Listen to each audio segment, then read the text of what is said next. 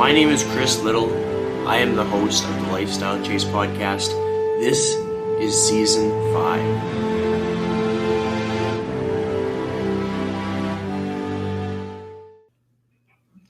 Welcome back to the Lifestyle Chase. I have brought back returning guest Mike Doehla for the third time. And to give some backstory, it was kind of interesting. I was doing a little bit of my homework on my own show, and I went back to 2019 was the first time you were on the show. It was about probably October or so. And I remember asking about your cat. This was before you were a dad, and I was asking about what it's like to be a cat owner. And then the next time you were on the show was about this time last year, October 2021. And that's when it was quite an emotional episode, but a really, really good episode. So I honestly highly recommend people checking that out, and you'll understand kind of the context behind that. But just, it's crazy to reflect on how much changes in a span of time and how much we'll have to talk about on this episode today. But how are you today? Dude, I'm great. And it's funny that when you say emotion, you mean made me cry. No, dude, everything's great, man. I'm in a weird place now, like a good place. Because as you know, like I retired from my job that I created, which is weird. Everything's great though. I'm excited to talk to you about it all. Sweet. The things that have been top of mind as I've been preparing for this, because this has been kind of like in the works for a while, kind of the buildup has been exciting, and I've had a lot of time to kind of reflect, but I can only imagine the emotion that you might have had like that first week when you're like, oh, like I actually don't have anything that I'm tied down to. Like what was that experience like for you? Yeah, it's weird because I feel like it was more emotional when I sent I would like to like resign and work on a transition email, because at that point, like things were like weighing on me to like get out and just be like family man and step away from everything. So like last week, I think, which is probably the first full week when I was like officially retired, wasn't that weird because it's been in the works for like 2 months prior to that. It's strange to wake up and not have to do certain things or not think about certain things. And that to me was like my biggest incentive was, I could do stuff around dad life, but it was more or less around the mental part of the mental side of it, right? It's like when you have to do things or you have to think about certain things, you're not where you really want to be, regardless of where you are doing it. So like, I'm very lucky I could always work from home. And, after selling, and everyone was really cool at the company to allow me to kind of do my thing and find where like my passions were and my strengths. But it was just, even with that and a steady paycheck, it wasn't where I wanted to be. You know what I mean? Mm-hmm. Well, I think something that has always stood out to me about your career journey within your time in the fitness space has been like your passion to find like a job that you like, that you're passionate about, something that's fulfilling, and something that kind of stood out as I was listening to that first appearance that you had on the show, was talking about how it wasn't necessarily a pursuit of money. It was kind of a pursuit of just doing stuff that you cared about. And I think that's something that myself and many, many other people can relate to, especially in this industry. And oftentimes I find myself like thinking about all the other things that I like to do and all the other things that I'm passionate about. And I can only imagine that that's probably kind of process that you're going through now. I know that there's lots of other projects that you're working on and maybe stuff that's on your radar, but like what's next for you? What are the things that what are you thinking about doing in the weeks and years to come? It's so weird, but like kind of nothing. And it's, I was talking to our friend Nick Sorrell about it the other day, and I'm like, man, I think like hustle culture and like all this productivity porn, like you got to always do something, has just infected my head, where it makes me feel a little bit of shame if I don't have anything planned. And especially because I'm relatively young in the like retired world, I'm 40, so I should have a lot of years ahead of me. And for the foreseeable future, like I have little things I'm going to invest in that's going to take a little bit of time, but nothing like Stronger You. I don't feel like doing anything, and I feel like weird about it. I feel really lazy, and part of my head is like, dude, what are you doing? You schlump, like be productive. But I feel like I worked enough in the last like 7 years to last a lifetime. So if I take it easy for a while, there's nothing wrong with that.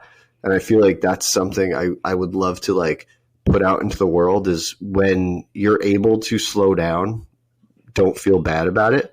I don't think a lot of people are there yet. So if, you know, your career is not where you want it to be, I'm not telling you to slow it down yet. I'm telling those people to slow it down who have, for lack of a better term, made it. And I don't think we should feel bad about that. And that's as much as I'm telling you and the audience that, I'm telling myself, because even today I'm like, man, I'm just doing like a Q&A on Instagram and nothing else. And I can do that all day. Or I can just sit around and play with my kid. And, you know, I told you my dishwasher broke. I'm sitting here cleaning dishes out of the dishwasher for 2 hours for the repair guy to come. So it's like these things that, like, everything about our lives has to be productive or corporate or money making. And I'm over here just living life like it's a Saturday and feeling really guilty about it instead of proud. And I have to like check myself and say, dude, you did all right, man. Like, it's cool to just relax. And probably it's influenced by a lot of the things I follow still on social media, where like I'll scroll and it's like, work hard, do this, do that.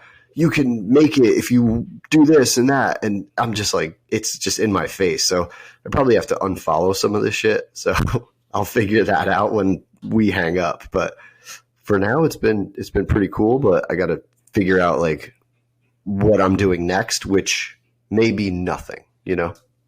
Yep. Everything about that sounds pretty clear to me. And especially like during the pandemic, I've been able to connect with a lot of people. And it's crazy that I bring that up, because I'm like, new season of life now. Like we've all grown and we've evolved.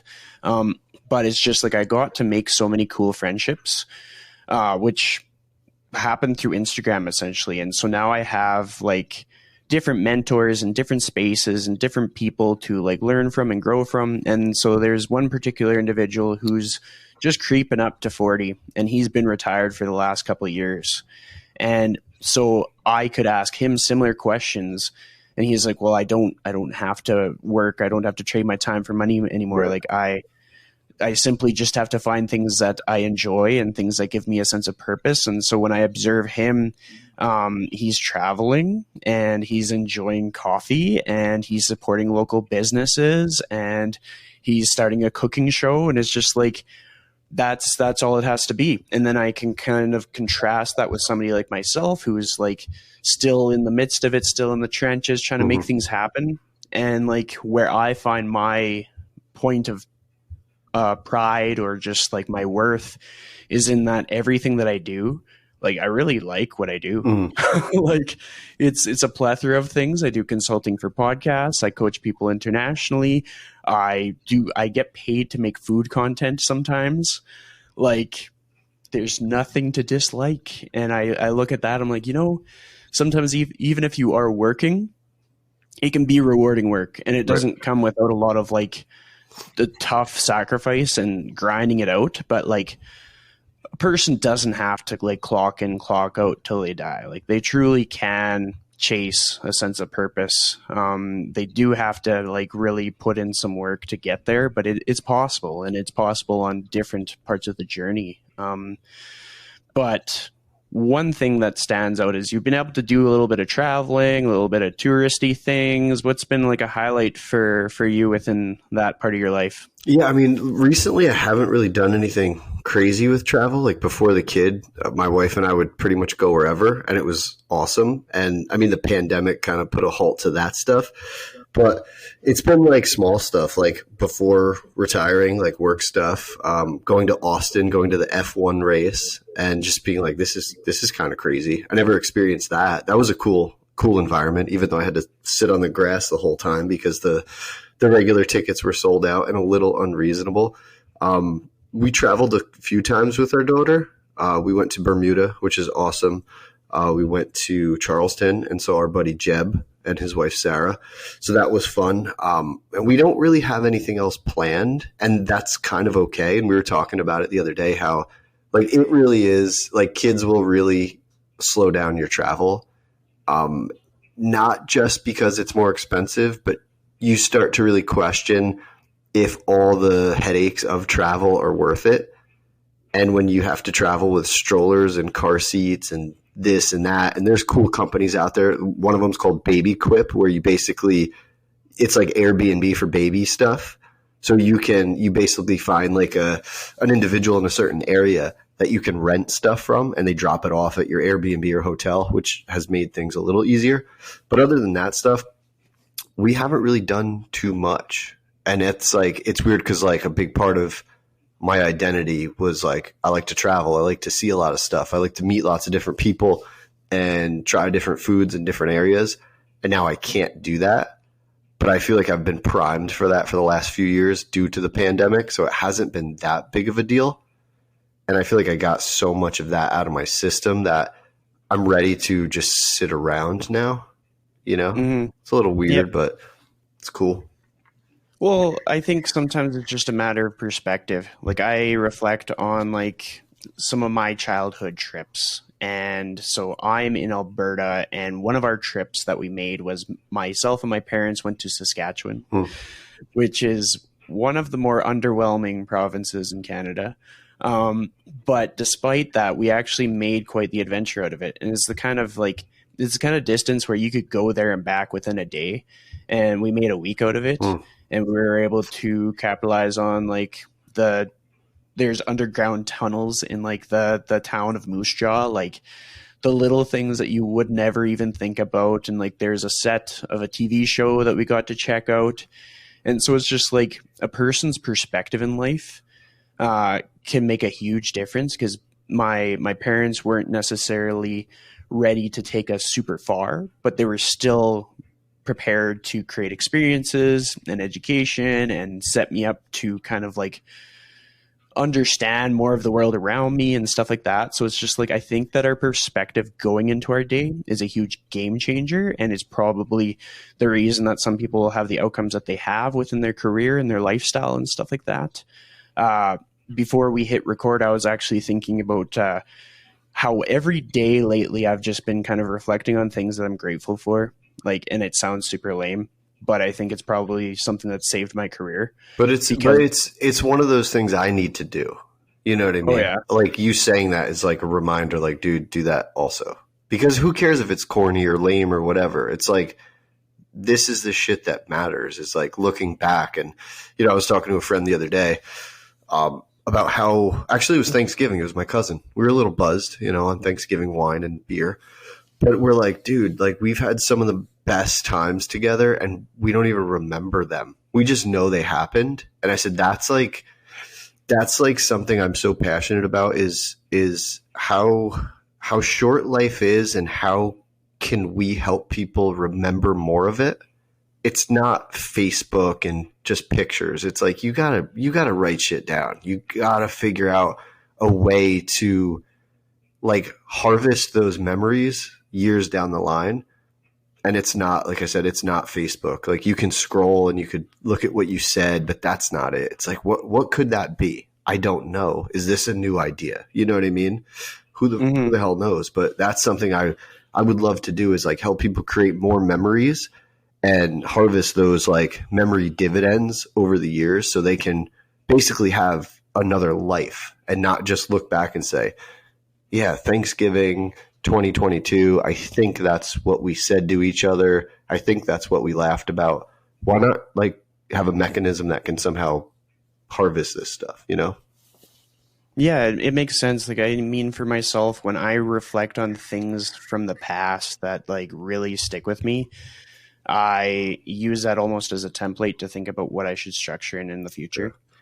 So with my siblings are 9 and 13 years older than me. And so like I got to kind of have sort of almost like play dates with them, and they'd take me to movies and we go do fun stuff. And like that stuff is like clear as day in my memory.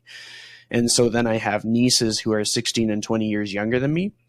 And so because I remember that so clearly as like a little brother, I tried to create those moments for my nieces. And just like something that I felt really grateful for on this past Friday was I'm in a career where I am able to stop what I'm doing at 9 a.m., go watch a ringette game, then go back to work at home in the comfort of my house and do some more stuff, and then go to another game at 6 p.m. And it was just like that feeling and that just being able to do that, because like not all people can just like hit the brakes. Not all people can block out their calendar and be like, oh, can't take calls during this time. Like, it's just not possible. And I was like, that's possible for me now. And it wasn't always like, I've been in careers where they would be like, tough luck, you got to work, you're not able to steer. I hated it. It makes me, it's so weird. And I'm like, it's interesting now, my perspective, like after the fact, but just thinking how many people like are tied to their job.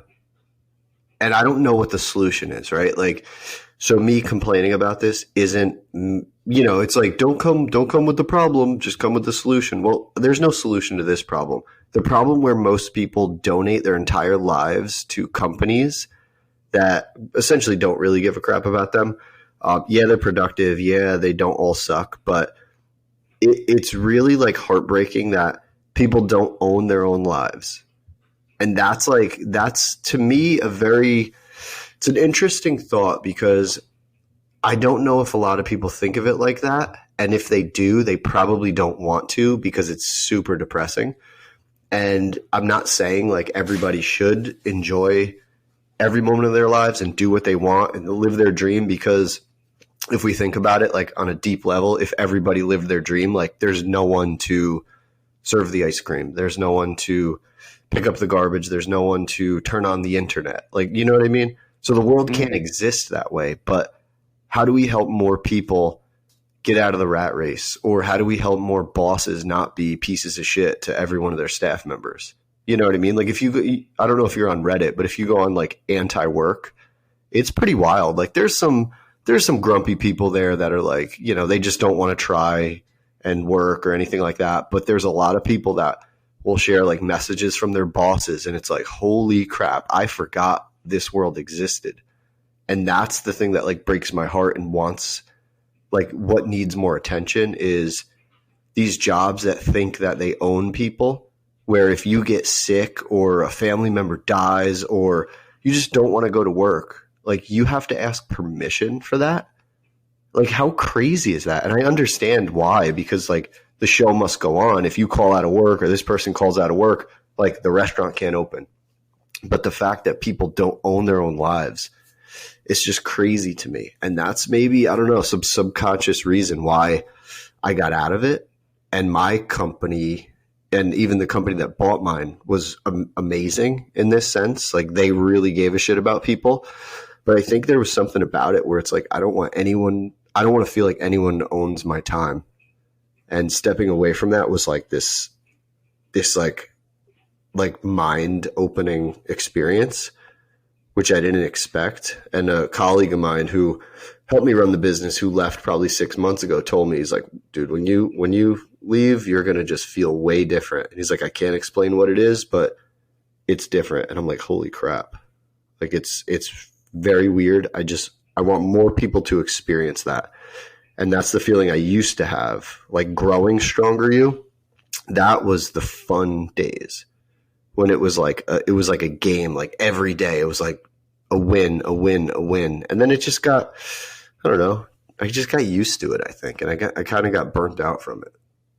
Mm-hmm. I mean, when you talk about like having these compounding wins and almost feeling numb to it, I think sometimes that's, for a person maybe in the stage that I'm in, where I'm still building momentum, that can halt the momentum when we're not able to kind of like acknowledge the wins, acknowledge the things that are going well. And so something that I've done in the past, and it's extremely effective sometimes when I'm doing my taxes, I'll look at like where different expenses are going, maybe how I was able to improve some situations, how I was able to maybe invoice more sessions or come up with new ways to do things. And it's a very like reflective, very literal time of the year. And I think if people are able to kind of lean into that, they can start to see like they can harness that momentum and apply it to the following year and start to make plans and start to kind of envision what their future looks like. Like for myself, I have like a visual in my head about like Mm-hmm. what life is going to look like for me, like in like 3 4 years kind of thing, just because it helps when days get really tough Yeah. and when I don't want to do all the work or when I don't want to put in the effort. It helps me quite a bit. But is there any kind of like a process that you go through for maybe even just like your week, just to be like, okay, how do we want to cap this off? How do we want to finish this? No, it's funny. As you were saying that, I was like, should I jump in and tell them I have no plans like that? Like, I never really had like this 3, 5, 10 year vision. I'm too, I'm too crazy to have something like that. Like, I'm all over the place. Like, if I think of something that I want to do in 6 months, like by the time 6 months is here, I'll want to do something else. So for my personality, I never did well with structure like that, which is probably like why I don't love like corporate America, because it's always like, show me the plan, show me the proof. How much will this cost? Why will it cost that much? What do you need? And I'm like, I don't know. Like, let me just go off of instinct. And I understand that doesn't really work all the time. You know, it works at certain levels, but not in bigger organizations. So I don't know, man. I don't really think of stuff like that. Like I wake up and I'm basically like, let me look at my calendar to see if I have any calls or anything, like something like this or a meeting. Cause I love talking to our industry still. Like, I'm a little burnt out from it all, but when I want to talk about it, I'm fine to talk about it. So like, I'm happy to talk to our colleagues if they're like, hey, you know, I want to do this and I have this question about this thing. Like, cool, let's talk about it. That's some of the more enjoyable parts of my day too, when I can share what I know. But I'll schedule stuff like that. You know, Krista and I are very lucky that it's really weird. Like, if someone were to watch our lives, they'd be like, damn, that's boring, but it's so fulfilling. Like, we get to wake our daughter up together. We feed her together. We bathe her together. We put her to bed together. We play with her together almost every single day. So like, that's where my head's at right now. Like, that's all I feel like doing. Like I said earlier, there is a part of me that's like, oh, I'm not productive, or I'm not moving the needle. And it's like, what the fuck is the needle? You know what I mean? Like, why do we care so much if we don't need that? And that's, again, where I'm very lucky that I don't have to chase that ball around anymore. But part of me, it's probably just human nature to progress, you know? Mm-hmm. Well, I mean, even your answer is almost like expected. Out of everybody I've interviewed, nobody I've talked to has kind of like told me that they have this plan. Like, oftentimes like, oh, nobody has that plan. I'm like, well, I kind of have a plan. And like, to be quite transparent, it's generally that I just want to have like a decked out gym that I can invite people to, something maybe like rustic in a barn with like heating for the winter, air conditioning for the summer. And I like to go on long walks, so I want to have some access to that. And so whether that be in a garage or in a rural atmosphere, doesn't matter really what country it is, but it's most likely going to be in Canada still. And it's a very loose plan, but it's kind of like, that's what gives me that push to do very long days, sometimes like fulfilling days. But sometimes in order to get stuff done, I really have to put in the work. Yeah. And it's that light, that flame under my butt that just kind of keeps me going. Yeah, there's also a thought in my head that it's like, if I have that plan for 3 years or whatever, and then I'm close to it and I start feeling like I don't want that plan, will I be married to it because it's been my plan for so long?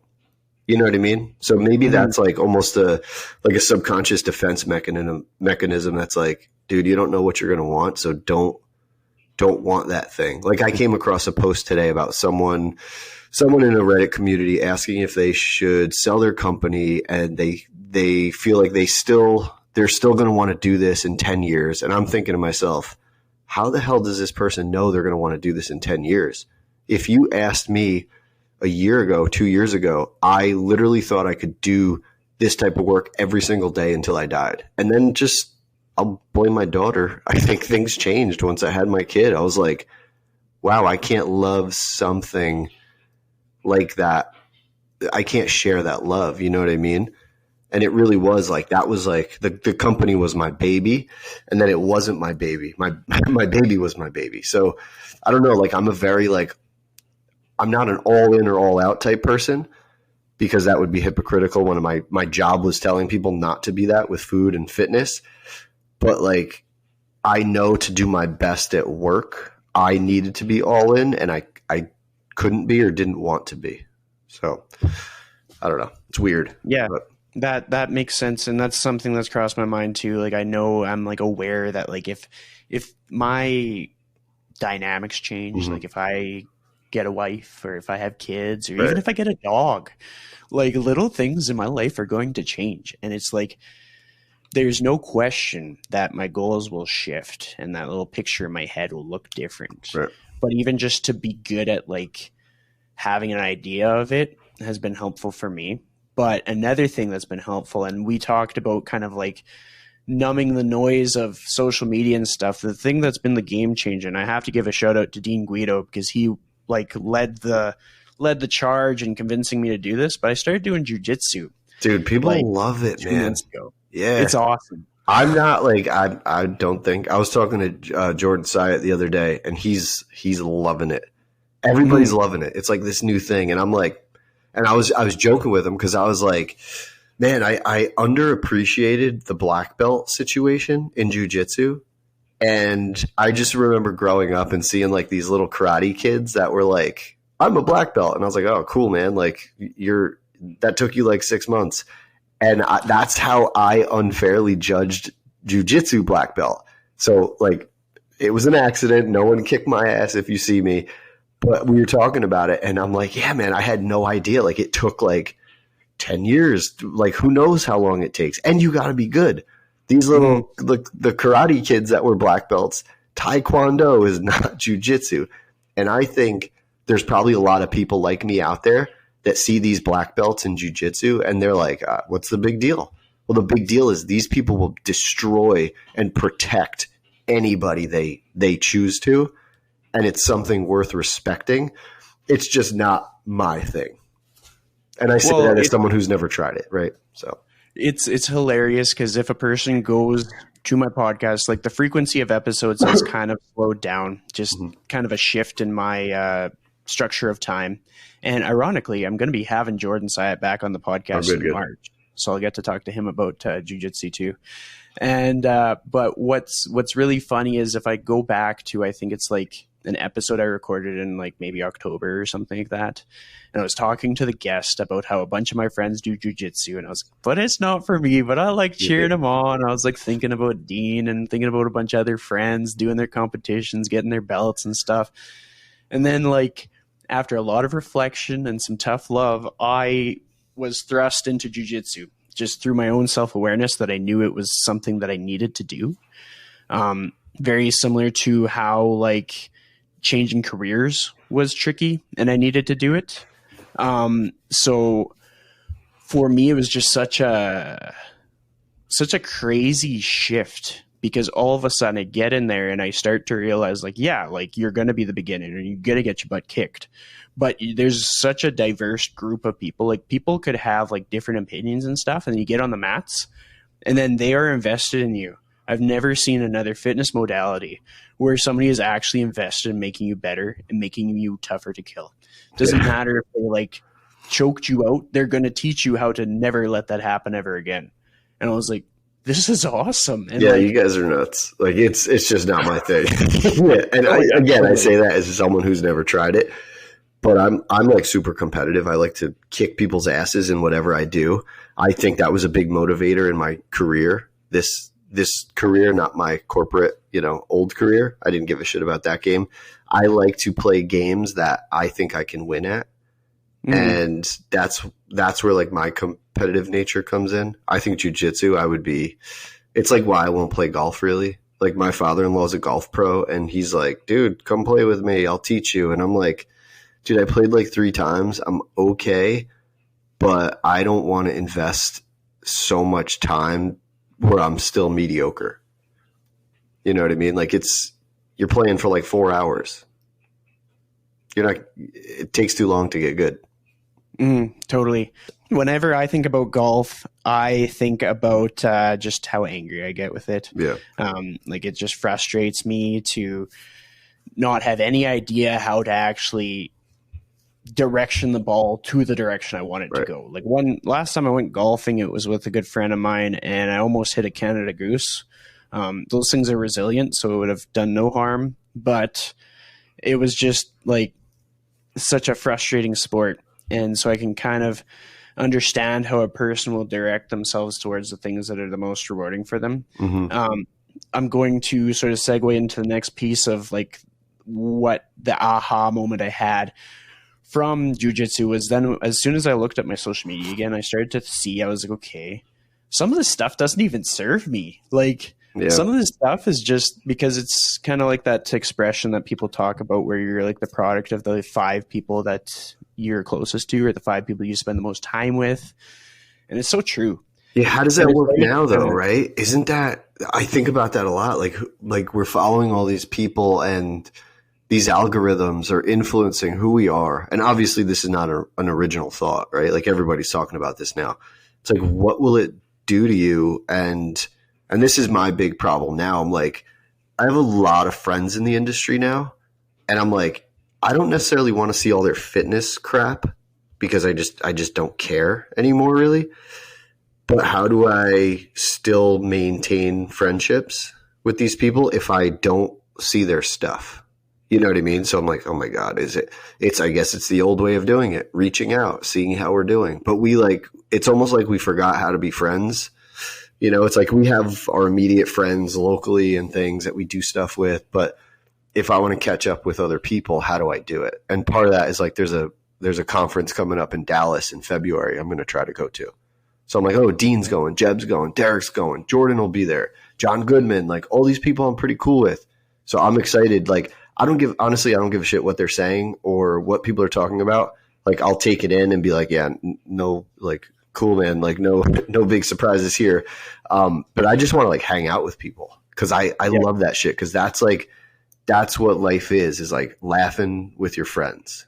Some of the best stuff you can do.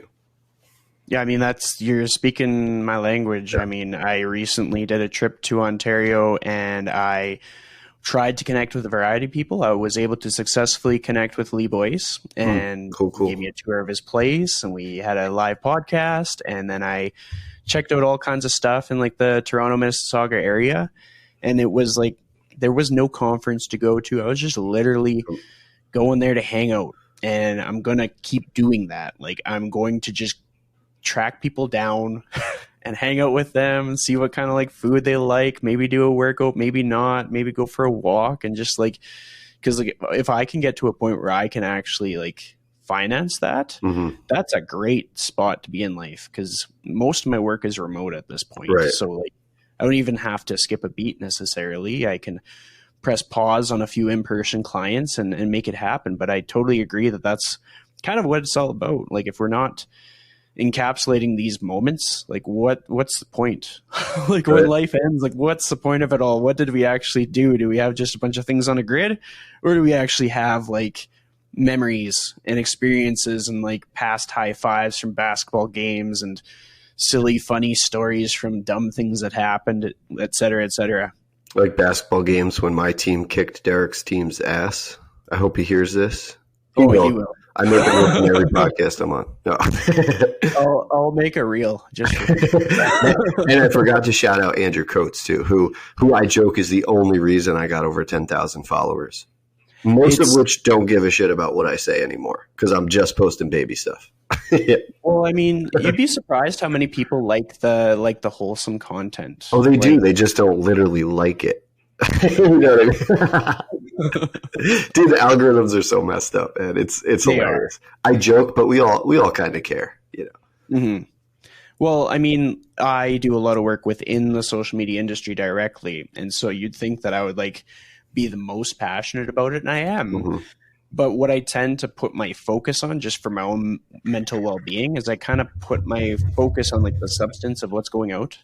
Even if it's to like market another business, I'm like, okay, like what's going to be the legacy of this piece of content? Like, is this person's butt picture going to stand the test of time, or is this quality representation of this brand going to stand out? Like, is it going to be still irrelevant years from now, or is it going to be a good representation of the quality and stuff like that? Like, is it going to align with their values when crazy things happen in the world? And so that's kind of, I found that by refocusing my focus on things, I get much less attached, because I used to be, there was definitely a time when I was super sensitive to like how many people liked my posts or how many followers I got. And I'd see colleagues like follow, then unfollow, and I'm like, oh man. See, that's so weird. Like the game people play. Like I never knew who unfollowed me. Like I think there's like apps and shit that will tell you. Like, why would you want to know that? Like that's crazy. I don't care, you know? There's definitely the apps, and like I can be totally upfront. I can't have those apps. Yeah, because there's no reason. They make me sad. They're only negatives. Because what are you going to do? Like, say, like someone you like unfollowed you. You're not going to say, "Hey, man, like, did I do something to piss you off?" And like I've realized that, like on Facebook specifically, like there's some industry colleagues that unfriended me, and I'm like, oh, I guess I said something to piss this person off. I must have made fun of paid marketing again. You know what I mean? I'm like, oh well, okay, not really a friend. That's fine. You know, it's like whatever. Yeah, well, like one of the best lessons that I learned was when some like longtime friends started kind of unfollowing me and stuff, and I was like, oh, that hurts. But then I got more competent at detaching from this piece of technology. I was like, okay, they got a phone. I got a phone. Like, how much does this friendship matter? And I realized I can call them up on their birthday. I can make plans to go see them. And it's like, put the social media aside, because I often reflect to like my childhood growing up in the country. If I wanted to see a friend, I literally had to like get on my bike and go to their place. And hope they were there, right? Yeah, like it's so different now. And I think sometimes if we reflect on the way it used to be, we position ourselves to have like a better outlook on life, because otherwise we are digging a hole for ourselves. Like nobody directs us on our interpretation of the screen on our phone. Like nobody tells us how we're supposed to take things in.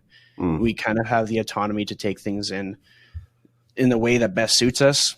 So as such, we kind of need to do things that are in our best interest. So for myself, like now that I'm interested and passionate about jiu-jitsu, my feed is a lot of jiu-jitsu. Yep. And I really care about my friends' kids and my friends' families. So there's a lot of like anybody that's posting that stuff, they are in there.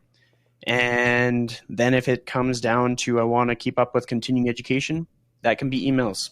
Right. And it's just like I can still follow people, but I've just been merciless with the muting. And I kind of learned that from like mentors of mine when I heard that they were muting people. I'm like, oh man, that sucks. And I was like, wait a second. What's the point of all of this? Like, I know. Yeah, mute them. Like if it's not helpful, mute them. And it's not like you're not friends. It's just that you just had other things that you needed to focus on. Yep.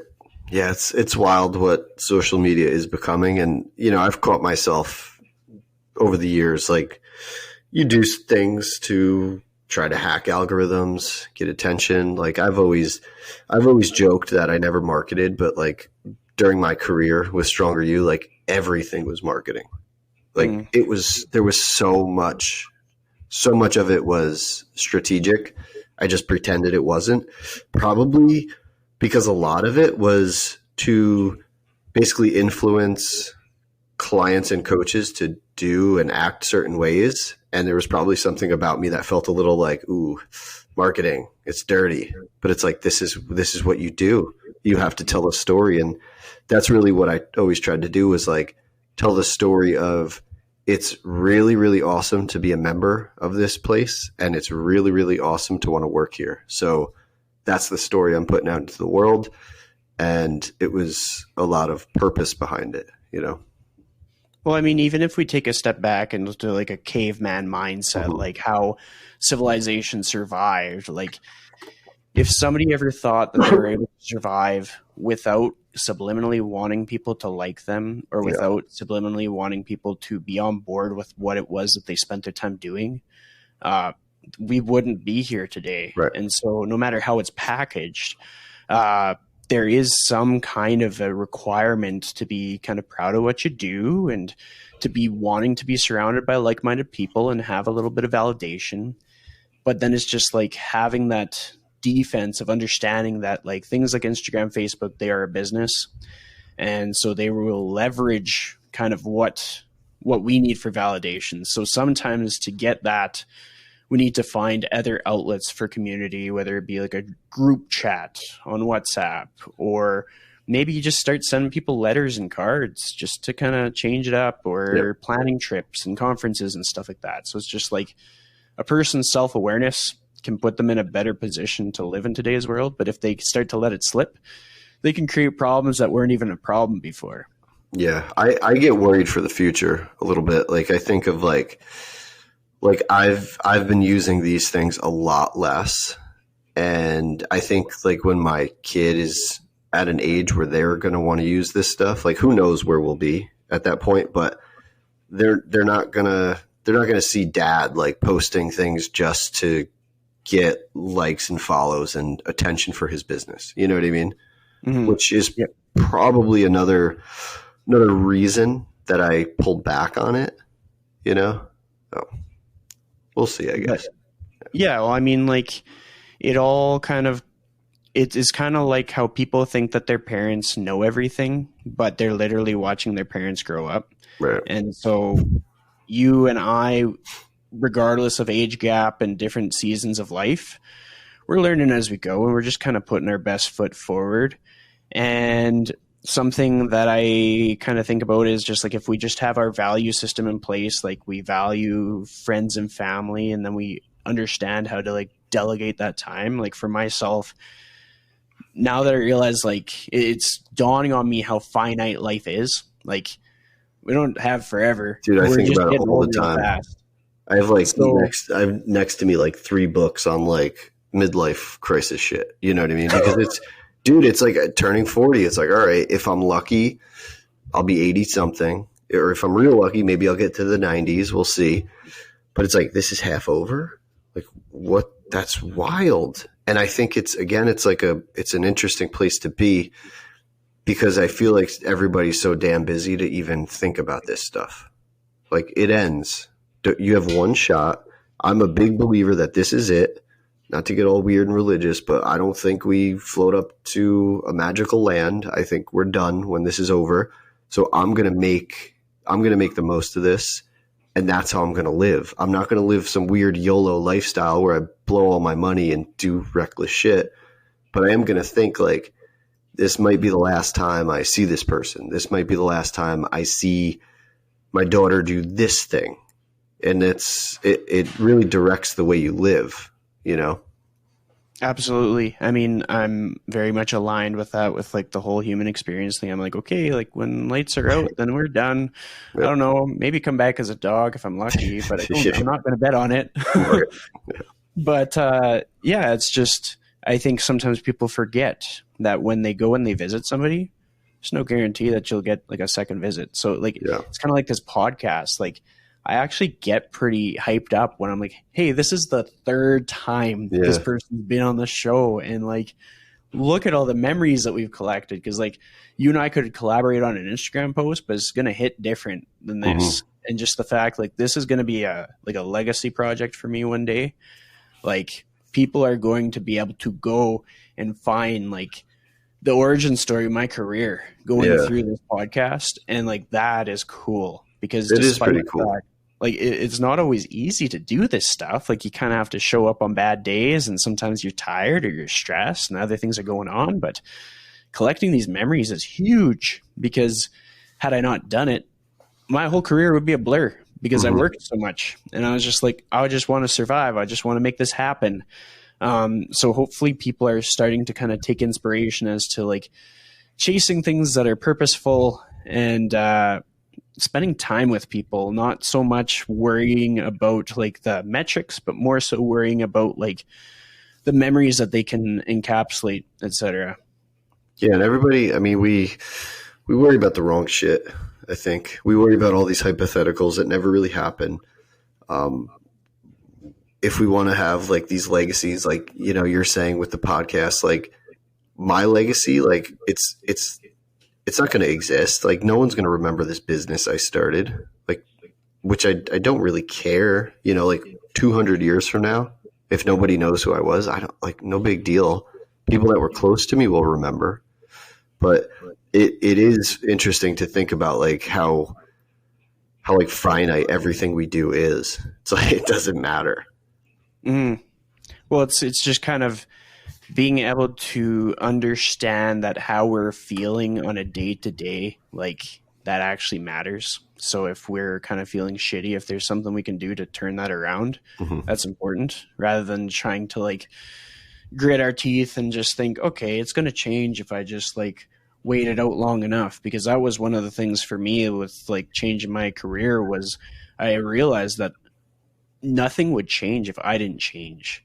Like, despite like I took on more risk than the average person that changed careers, because I literally like left the job almost for no job. Yeah. And then I grinded until I found enough work to like make it work. But I knew if I didn't do that, I would have stayed there, and I would have probably been still there, because it was like comfortable enough that like it just felt secure. Yeah. But yeah, it's kind of one of those things. And like, there's been many times since where I've been like, did I do the right thing? Is the future looking bright for me? I really need help or something. And then just like, this year has been a great year where I've been able to kind of like bask in some of the efforts that I've made and be able to reflect on like hard work paying off and stuff. But with that said, to try and keep us on track for time, I'm curious, you talked about books. What books have you been diving into lately? It's funny because I still buy lots of books, but I don't read lots of books. Like I've been reading some like tech startup type books just to see like how the technology and stuff works behind the scenes of some of this stuff. A lot of it's really boring, so I don't get through it all.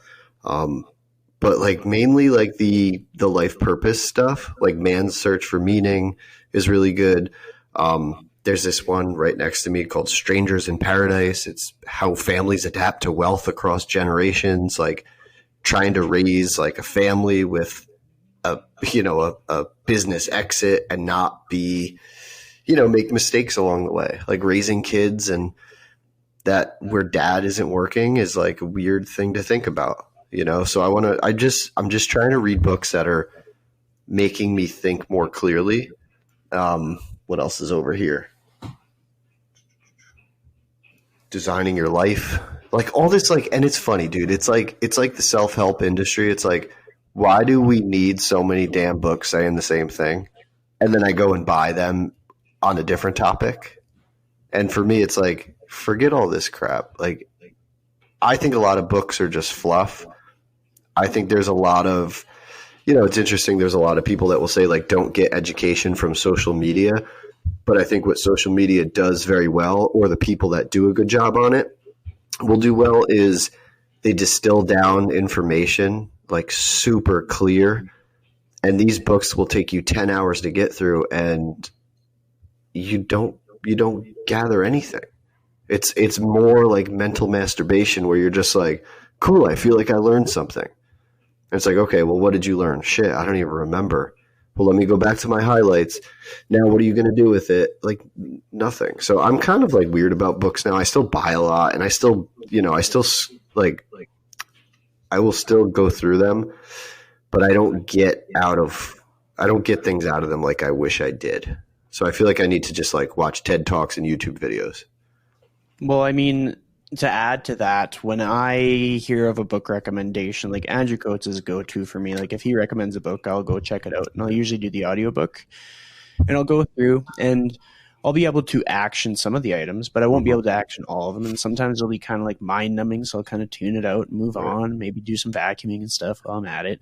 Yeah. But it's just that, I think the thing that matters is the action steps that we take in our life. And I think some of the people who read the most and stuff like that, like they aren't always the ones that take the action steps. So if you're able to differentiate yourself to actually like do the things, then that's the most important thing. I think that's what you'll see a lot of is like the more successful people, they're not reading that much.